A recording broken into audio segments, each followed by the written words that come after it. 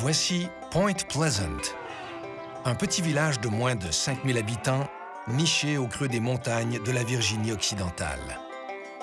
Almost Heaven, presque le paradis, comme le dit le chanteur John Denver dans une de ses chansons célèbres. Au beau milieu de ce décor montagneux, au confluent des rivières Kanawha et Ohio, la petite ville de Point Pleasant abrite des familles sans histoire dans de jolies maisons de campagne. Selon toutes les apparences, c'est un cadre parfait pour une vie simple et paisible.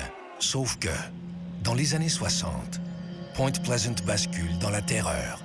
Une série d'événements obscurs, certains inquiétants, d'autres catastrophiques, s'abattent sur les habitants du village.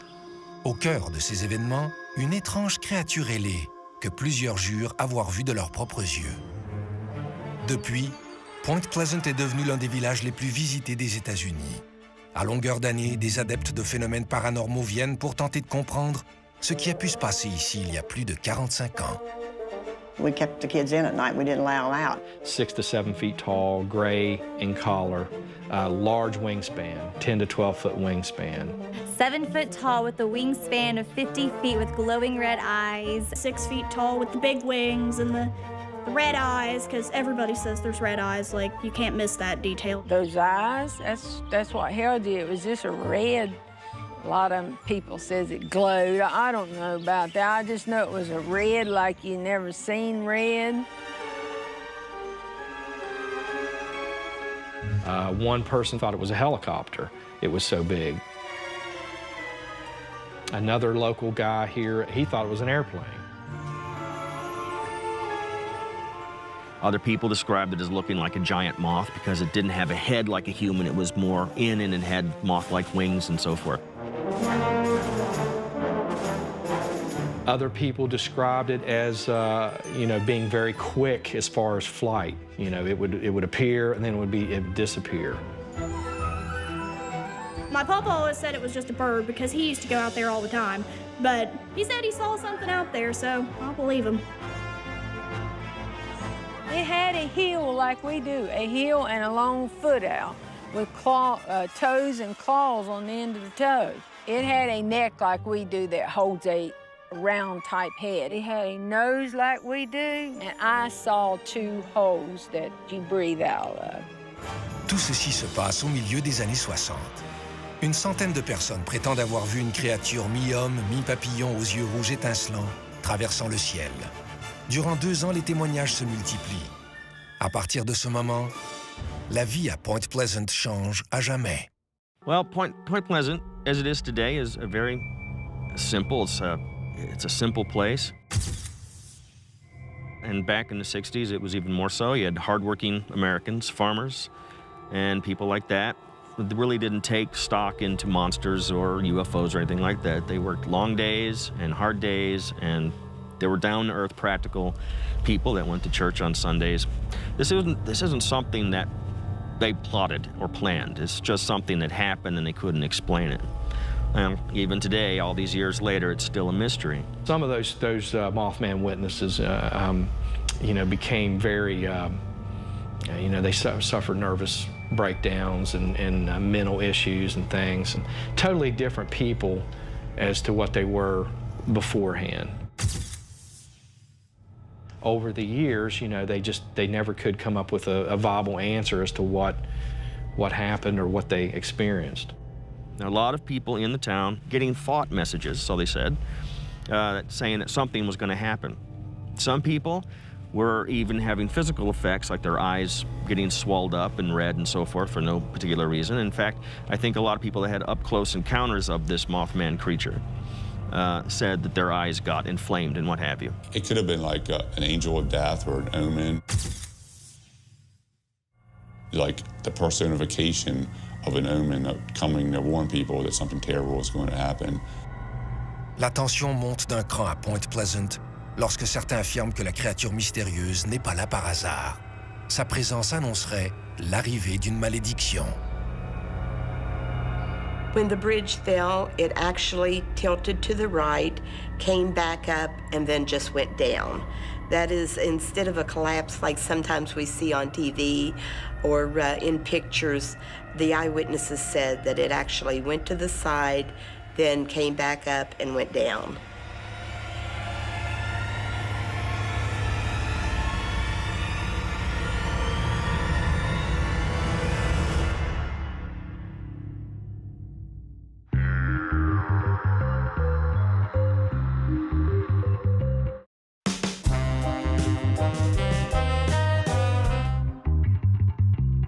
Tout commence le soir du 15 novembre 1966. Ce qui se produit précisément ce soir-là donne naissance à la légende urbaine sans doute la plus terrifiante qu'aient connue les États-Unis. There were two young couples up near the North Power Plant in the TNT area. That was a vacated, desolate area at one time during World War II. That was a ammunitions factory. That's how it got its name, the TNT area. They were driving around up there about 11 o'clock at night. They came across what they thought was a man standing in the road in front of their car. They noticed something standing next to the plant, which looked like a very large man in dark clothing or a cloak and what have you, and they noticed these two glaring red eyes. Linda Scarberry was one of the witnesses, said that they were about size of baseballs, about 2 inches apart, and then she noticed wings flapped around on its back, and she said they reminded her of angel's wings. As the car got closer, she said the wings came out, and this creature or being or whatever ran into one of the vacant power plant buildings there called the North Power Plant. And kind of spooked the ladies, and they picked up speed, and they noticed as they looked behind them that this thing was actually chasing them. That's when this thing came over top of their car. They were doing 90, 95 miles an hour in this car coming back to town, and intermittently this thing would come over the car, then disappear, come over the car, and it chased them back into the city limits, and then it disappeared. And they were thoroughly terrified, but they got home and told their story. And during this time, that started the ball rolling on the whole Mothman legend, as it is, one of America's creepiest urban legends. Immediately after the two couples saw this thing in the TNT area, they went to the sheriff's department. Now, the sheriff's deputies saw how upset they were. They knew that they weren't making this story up. They sat down and wrote down everything that they encountered. And then the police went up there to investigate. They started running regular patrols. This was on the 15th of November. On the 16th of November, Marcella Bennett and her family actually encountered this thing at a house up in the TNT area. Le témoignage de Marcella crée une commotion dans la communauté, en particulier dans sa famille. I asked my sister what it looked like one day. I said, Marcella, I need to ask you, what does it really look like? Because I was there time after time, but never really got to experience it. And she said, you know what, Carolyn? She said, we were just getting out of the car. We were talking back and forwards over top of the car, not paying a lot of attention, not thinking about anything. And I heard something like, shh, shh, shh. And she said, we turned around and looked, and it was trying to come through the doors, which they drove trucks and tanks and stuff through them doors, and said that the doors wasn't big enough. And I said, well, then how did he get out? And she said he went sideways and came through and flew over top of him. She said, when I looked up and seen them big red eyes, he said, we were out of there. I can't tell you what the rest of it looked like. You can go right down the line through November. There was all kinds of sightings after that. Then the police department started taking it a little more serious. Le récit incroyable de cette fameuse apparition marque un point tournant dans l'histoire de Point Pleasant. Les villageois comprennent qu'ils doivent maintenant compter parmi eux un nouveau voisin très menaçant, une créature énigmatique et effrayante. Le nom Mothman est désormais sur toutes les lèvres. The name Mothman was actually given by a news reporter during some of those press conferences in the early days of the Mothman sightings. People always ask, well, how did the name Mothman come about? At the time, in the mid-60s, as a little kid, I used to watch the Batman TV series, but there was also the Batman comic book series. There was a character in that comic book series called Mothman. And because people were describing moth-like wings and red eyes, that name Mothman stuck. Now, a lot of local people still to this day refer to it as the Big Bird. Whenever the Mothman was first spotted, it practically covered all of our news areas. It was in the newspaper, big write-ups, and it was on the radio, TV, word of mouth. Everybody was talking about it. I mean, it was different. It was a piece of something that they had never experienced before. You kept your kids in at night, your little ones. You didn't let them out. The newspaper account came out of a big, large 6-foot bird with a large wingspan and red eyes were chasing cars in the TNT area, which caused a mass amount of people to head for the TNT area to see this massive bird that was out there chasing cars. That's how the story grew. Even some of the news channels picked up on it. That's when everybody started coming to Point Pleasant, including John Keel. The late author, John Keel, really spent a lot of time on this whole thing. He stayed there for several months, I believe, or years, doing research for his work. He took it as premonitions. And I believe that it was 2002 they came out with a film based on his book, The Mothman Prophecies. John Keel est un auteur intéressé par les phénomènes paranormaux.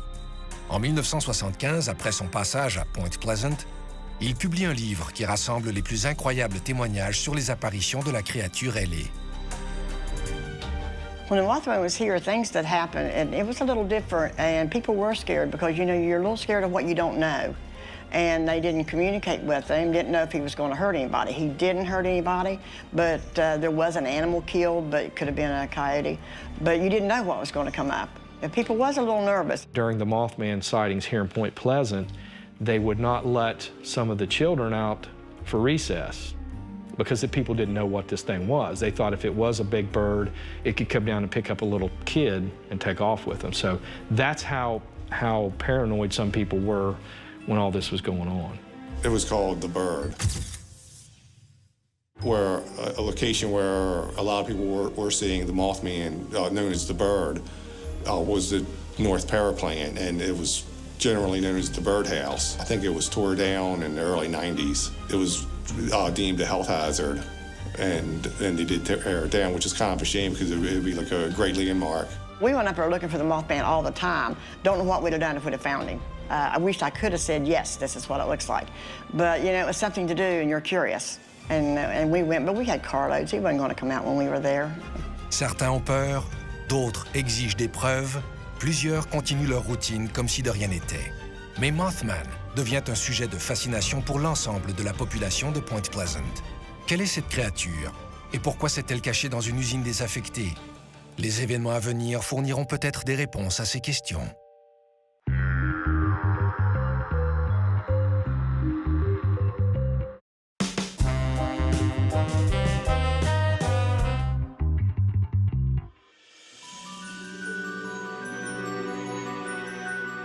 Les résidents de Point Pleasant pensaient avoir tout vu en termes d'apparitions étranges. Mais il semble que non. Pour ajouter au mystère et à la confusion semée par Mothman, un autre phénomène obscur vient perturber la quiétude de ce petit village. During this whole period, 1966 to 67, people were reporting strange lights in the sky. So we have the UFO connection. That makes it even more stranger than it already is. There was a lot of UFOs in the area at that time. Did I believe it? No. But my sister and I would be going to Buffalo, and we'd come out and look, and there'd be beautiful lights in the sky, and we'd say, well, the UFOs are out tonight. But did I believe it? No, I didn't. And one landed in my brother's backyard. So then I believed it. He said it was the brightest thing he ever seen. And you couldn't even look at it, it was so bright. And it just picked back up and soared back off just like it come in. No sound. Mothman, puis des ovnis. Les nuits de Point Pleasant sont décidément très agitées. Mais les villageois ne sont pas encore au bout de leur peine. D'autres étranges créatures font des apparitions, cette fois en plein jour. As soon as people started reporting these Mothman and UFO sightings, people started seeing these so-called men in black. Just like in the movies, you know, the black hats and sunglasses, and they were going around intimidating people, saying, don't talk about this. They didn't know if they were government agents, if they were law enforcement people, or if they were from another realm. We would see the men in black standing around on the street in the daytime. I mean, if I go to the bank and get change up the street, they'd be standing there, staring, just staring. Some of those witnesses started saying, hey, you know, these people are coming to our door and asking us questions and telling us not to talk about it to anybody. The local newspaper reporter, Mary Hire, said they would come into her office, and she didn't know them. They didn't identify themselves, but they were adamant about her not reporting these details to the newspaper and to the media. So that started to worry a few people because they didn't know what agenda these so-called men in black had, but they weren't real happy about people discussing the UFOs or the Mothman sightings. Ces hommes en noir ont bel et bien séjourné à Point Pleasant à l'époque où des phénomènes étranges étaient couramment observés.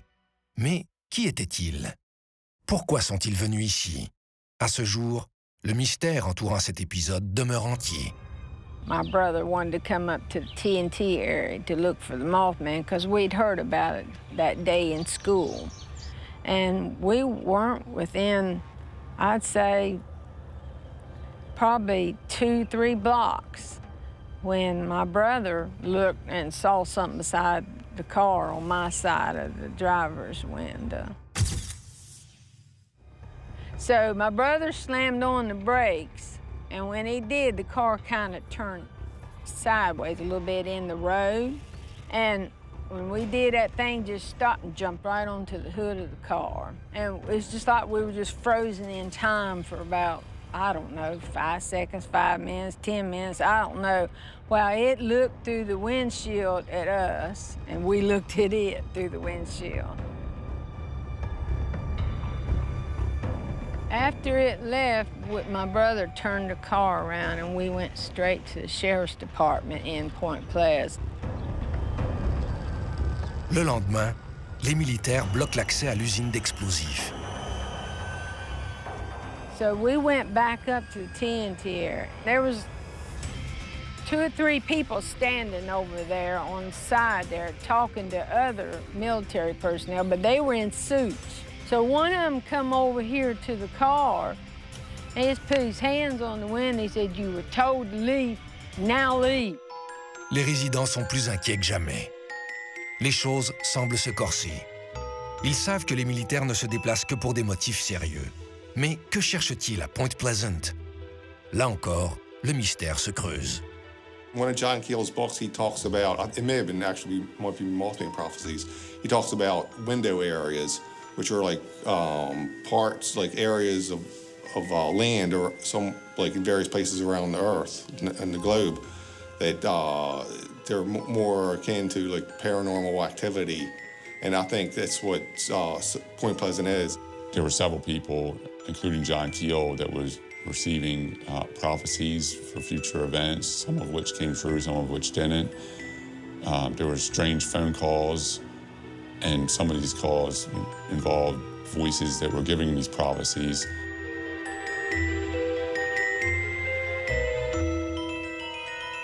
The Mothman is something that scared a lot of people. I believe personally that there was such a creature. I don't think, however, it was a UFO. I don't think it was an occupant from another planet. That is partially the belief system for a lot of people. Small town in the 60s, they didn't have all the lights and the glitz and the technology, so they simply would have enjoyed these stories, and it would have excited them and scared them. And fear can generate all kinds of responses.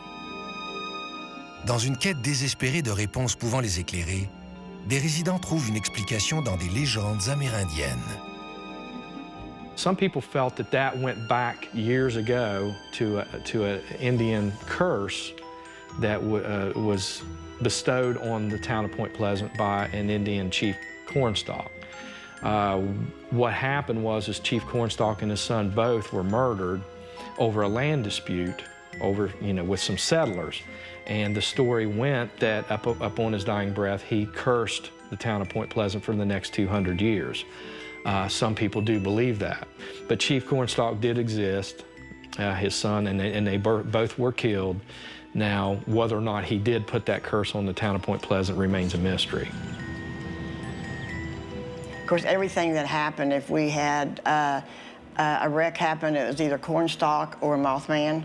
If we had a fire or a power outage, or mainly their power outages and stuff like that, they contributed to Mothman.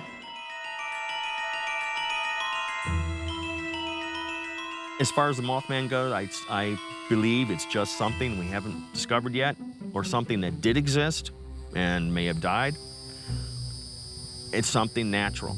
is what the bottom line is. The supernatural element is as romantic and as elegant as it is, will be very, very hard to prove.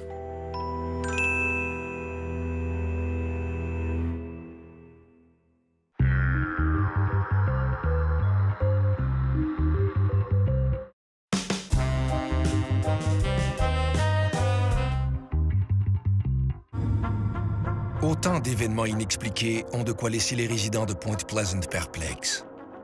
Mais alors qu'ils tentent toujours de comprendre ce qui leur arrive, ils ne se doutent pas que le pire est encore à venir.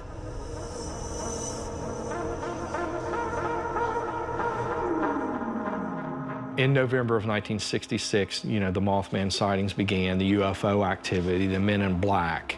All this was going on at the same time. Apparently, people were getting thought patterns, like something bad is going to happen, something really terrible. People were having dreams, seeing presents floating in the water and so forth. Really weird, bizarre dreams, but they didn't take it to heart, really, because they just figured it was just a weird dream.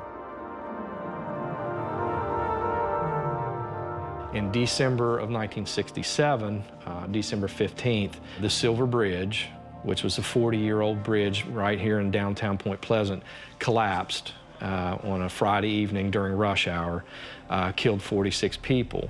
This event brought more attention to Point Pleasant, besides the Mothman sightings. Some people felt that it was just a very odd timing to the Mothman activity and the UFO activity. They felt that there may have been some sort of a connection. Obviously, it was a terrible tragedy. We knew most of the people that went down on the bridge. In fact, the parents of the mayor at that time were on the bridge. A little girl that was in my classroom was on the bridge with her parents. Some people claim to have seen a large bird flying back and forth across the river days before that bridge fell. There were other people that reported seeing men dressed in black clothing climbing up and down on that bridge. Now, whether those sightings or reports can be validated is another story, but people did come forth and say that. A controlled group conscious, if you will, is something where a group of people can see something, or one person will see it, and then another person will see it, and then it will go down in that group, in that community, whatever it is. It's definitely real. We saw it, I saw it too. Then it becomes hysteria. So in a small community, sure, I saw it, you saw it, it's real. And they're gonna stick by that. It almost becomes a religious experience. Now, another aspect to that is the belief system. Once you believe in something so strongly, it will stay with you over years and years and years. And even something that didn't really occur or something that was misunderstood will still be just as strong 40, 50 years later. Because they're gonna remember it exactly the way they experienced it. They saw something that was very frightening to them and fascinating.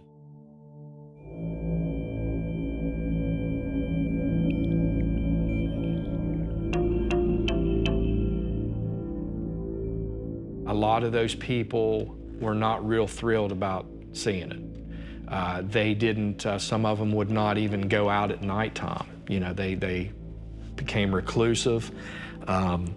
They felt that something was always looking over their shoulder or in their area of where they were, very paranoid. They didn't really like the attention they were getting from the townspeople because people thought they were crazy or, loony or whatever. And that's why a lot of those witnesses, even to this day, will not discuss it. They won't admit that it didn't happen. They will tell me it did happen, they saw it with their own eyes, but that's all they want to say about it. L'intérêt de Jeff pour les phénomènes étranges date de son enfance. Tout jeune, il cherchait déjà à élucider le mystère Mothman. Aujourd'hui, après avoir passé des années à accumuler les possibles éléments de preuve, la créature n'a plus de secret pour lui, ni les lieux mystérieux où les événements se sont déroulés. Okay, these structures have been here for well over 60 years. They're relatively untouched. As you can see all the detail on these, you can actually walk underneath, look underneath, and they're very eerie, especially at night, especially when the fog starts setting out here. They're basically the same as they were back during World War II. When the war ended, they just left everything. They never tore anything down. And during the Mothman sightings, a lot of people thought that whatever this thing was, was either roosting or staying in this general area up here in the TNT area.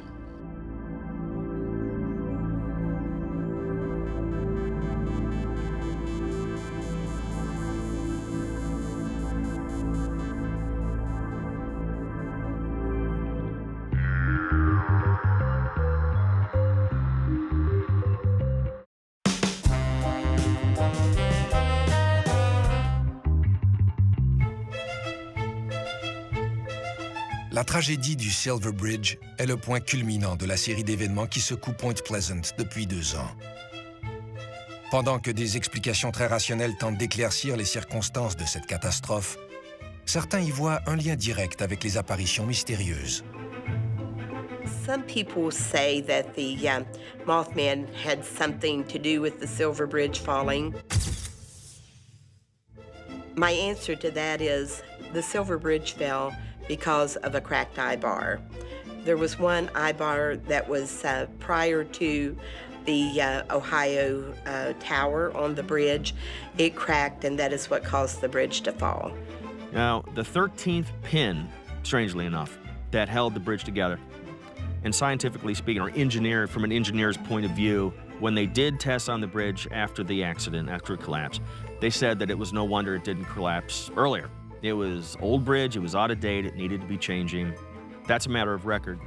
The fact that it was the 13th pin that went added, another supernatural element to it. And it's great for the urban legend. It adds to it, it adds to the mystery.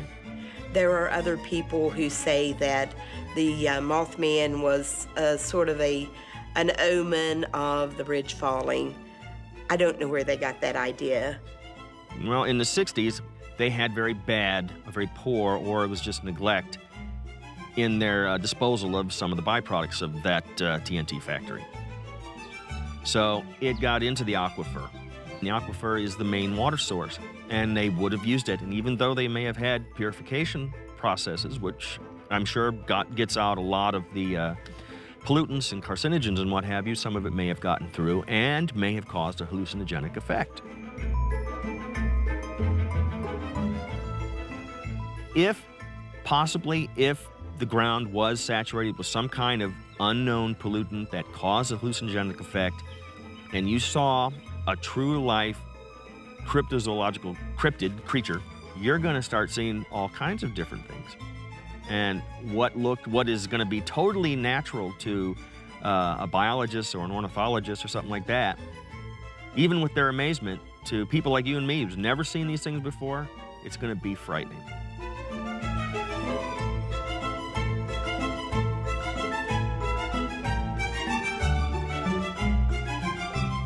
I believe there's a lot of things that I just don't understand, and with that, I take it with a grain of salt, but I don't discredit what people are saying they're seeing. Les hypothèses pour tenter de percer le mystère Mothman vont dans tous les sens, y compris celui de la cryptozoologie, soit quelque part entre le mythe et la légende urbaine. What do I think it is? I think it does belong, the creature itself belong in the realm of cryptozoology.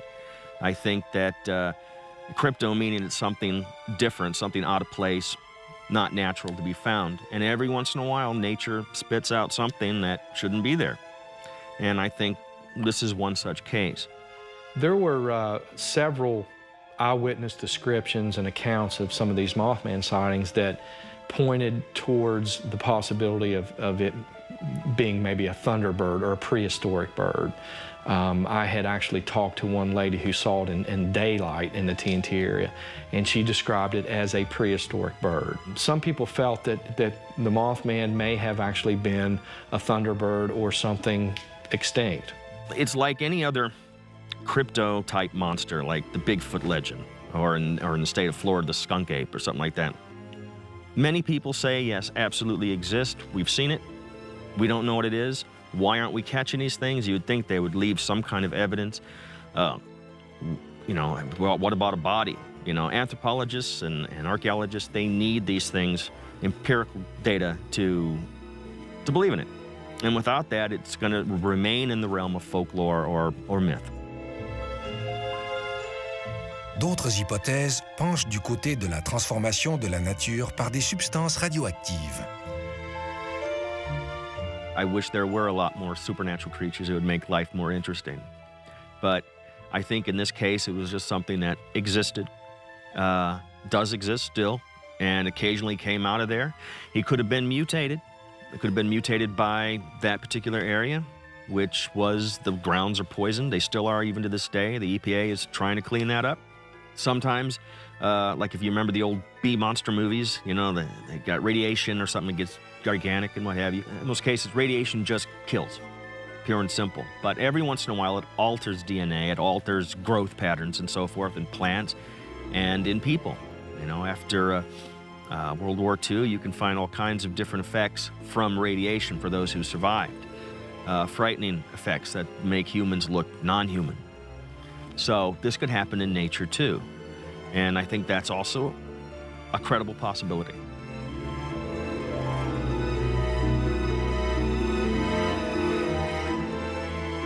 I think after the Silver Bridge collapsed, the whole town was in a state of shock. I mean, they'd never seen a disaster, you know, on that scale of, you know, 46 people, you know, perishing in a bridge disaster. It was the worst bridge disaster in American history. Still is. But I think there was so much going on. People had a hard time absorbing all of the activity and the attention. But, you know, people still, you know, were in the TNT area, you know, years and years, even to this day. It's really difficult to say that book will ever be closed on, you know, what this Mothman or large bird actually was. That's the whole beauty of the Mothman stories. People are always looking for answers.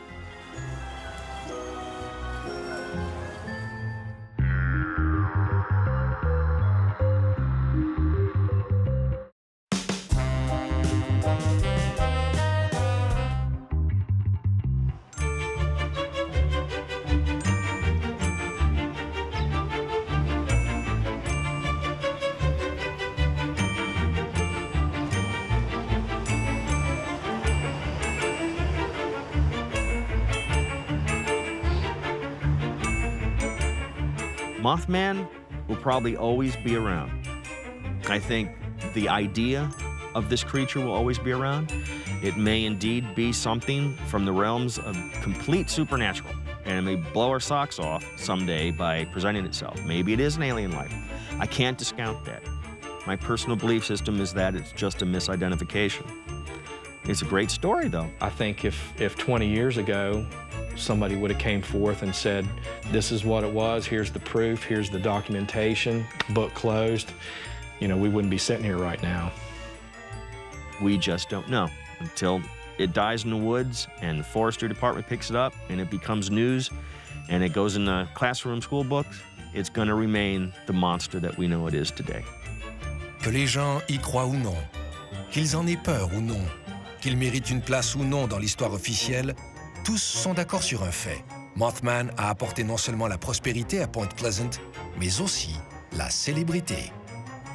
The movie changed things by putting us out there, putting Point Pleasant on the map. A big part of the climatic part of the movie is the bridge falling. Then now everyone wants to ask you about the Mothman, and anywhere you travel, if you're from Point Pleasant, always the first thing someone asks you about is the Mothman. But people had a hard time seeing that movie in town. It's hard to watch that bridge fall, and it's hard to watch the Mothman parts about it. When that movie came out, the floodgates just opened, and you know the town was just overrun. You know, people coming here, you know, they wanted to go where this actually happened. I knew right then that it would change the town.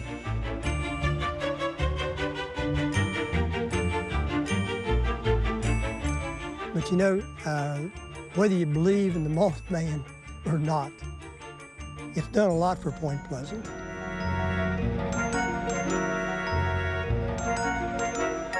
Mothman Festival is the single biggest attractor from throughout the country and the world that we have here in Point Pleasant.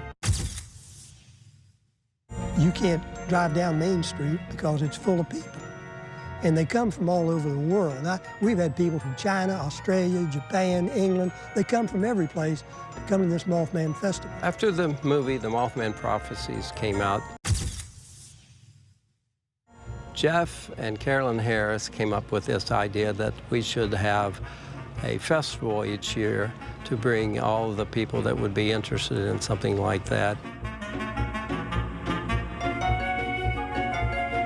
I was talking to Carolyn one day and I said, you know, we ought to try maybe a Mothman festival or a convention, something like that. This was in November of 2002. This was just months after the movie came out. And we decided to give it a go. We decided like in October of that year to have it. So we only had a month. We didn't advertise. We didn't really get it out to the media much, but we had 400 or 500 people just show up by word of mouth. And that was the catalyst for what now is the 12th year of the Mothman Festival. And we have speakers at the State Theater. We have entertainment on the Riverfront Park. And sometimes we have karaoke contests. We've had a weightlifting contest there. We have a lot of vendors out here, a lot of souvenirs. We have a witness panel that we pay to sit there and answer questions. People want to ask them in direct, for sure. You know, what did you see? They want to ask them. They like that out there. And we try to add something every year. We have a 5K race. We have a big Mothman beauty pageant. From the Mothman, glowing red eyes, 10 feet tall, baby, that's no lie. In the Mothman Festival pageant, we have mothwear, which is where contestants wear jeans and then they are to incorporate the color green into their outfit. And we get wings sometimes. Contestants have wings. Sometimes contestants they want to show their personality, so they're real stylish and upbeat. They also compete in evening gown and onstage question. And what the judges usually try to look for is just a natural girl who is just wanting to really promote the Mothman Festival pageant and not just be after the crown and sash, but actually to promote the festival. I went in 2010. It was really actually quite surprising because I'd never done a pageant before, so I was really nervous. And I'd always liked the Mothman and all that stuff, so I thought, hey, why not, let's try it. And then lo and behold, I won, which was absolutely insane. But the pageant was actually really cool. Like, we got to learn the Mothman dance, which was really fun. Mothman, he's not from Japan. He's genuine American.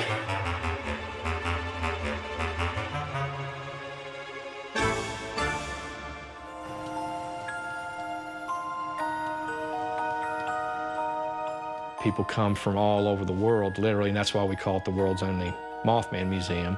But we have props, we have very rare archives, we had a lot of John Keel memorabilia, we carry merchandise, and we started, just opening 2 or 3 days a week. Now we're open 7 days a week.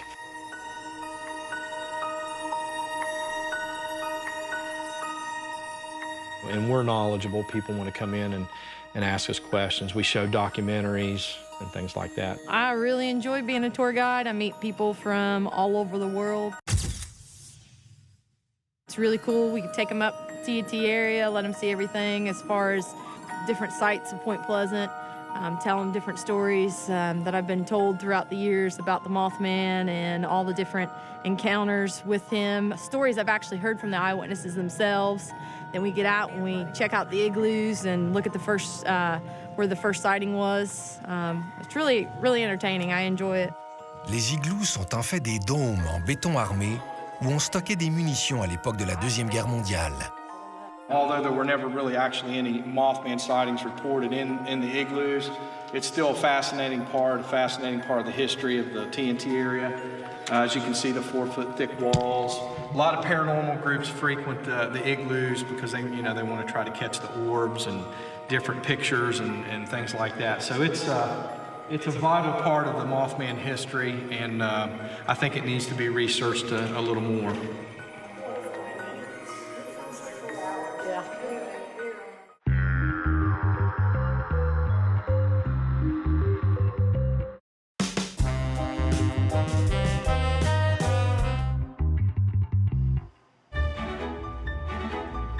Presque 50 ans après les premières apparitions de Mothman, les discours sont tout autres. Autrefois considéré comme leur pire cauchemar, Mothman est aujourd'hui un symbole de fierté pour les habitants de Point Pleasant. The Mothman is such a creature that it's hard not to look at. He sort of takes after Loch Ness Monster and Bigfoot, but I think ours is a little more exciting because he just shows up everywhere, and there's so many stories behind him that it's changed our town.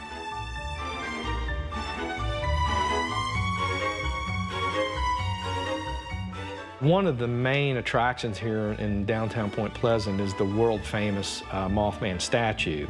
That statue came about 2 or 3 years after the movie was released, and a local artist who works in stainless steel named Bob Roach created that statue after sitting down with some of the Mothman witnesses and eyewitnesses and things like that, and he came to his own, version of that Mothman. But people all over the world come to get their picture taken with that statue. We unveiled the statue in a ceremony that attracted national news. CBS Sunday Morning came, and it shocked all of us. We thought it would just be a few people from around town and maybe a couple local stations, but we immediately went on national TV when the statue was unveiled. It's a really nice piece of artwork, and a lot of detail and things like that. But it's a nice centerpiece to let people know, what all happened here. Mothman is a big part of the history of Point Pleasant. There's other pieces of history too. We have a Mothman tram that goes around through town. You can board it out here, and it'll take you to all of our entities that we have. River Museum, behind the flood wall for the murals, the Silver Bridge Memorial, anything we have at Fort Randolph going on, but the tram will take you to show you that we have more than just Mothman. We have the history and the mystery. Families come from all over. Groups come, bus tours come, governors come and get their picture taken with the Mothman. It's not a true visit to Point Pleasant unless you get your picture taken with the Mothman. I don't know how to explain it, but they're here every day, just about all year long. I don't care if it's raining, snowing, or what, there's people getting their picture taken with the Mothman. It's really been a phenomenon that you would never think about, but it's here. I can't say for sure whether it's real or not. I just know that there's a tremendous amount of evidence that it is. We invite everybody to come here. We take them and show them all the different attractions that are geared towards it, and let them make up their mind for themselves. The Mothman is a big thing with a lot of people. It's kind of put Point Pleasant on the map in most recent years, and people come just because they've heard of it, and it's sort of mysterious, and they want to see what it looks like. We have the statue in town, and so that's something that's visible to them, We have so much American history here. We have a lot of agricultural history. Obviously, we have paranormal history. Plus, we just like having visitors. We really enjoy the people that come. Everyone in town gets out and speaks to everyone, and they get out on Main Street and sit in their rocking chairs and talk to all the folks that come in. It's a perfect way to get people to come to Point Pleasant and then have a look around, and they may find something else they didn't know about. The people with the Mothman, they're never going to stop coming. We know that, and we enjoy all the different ones that come.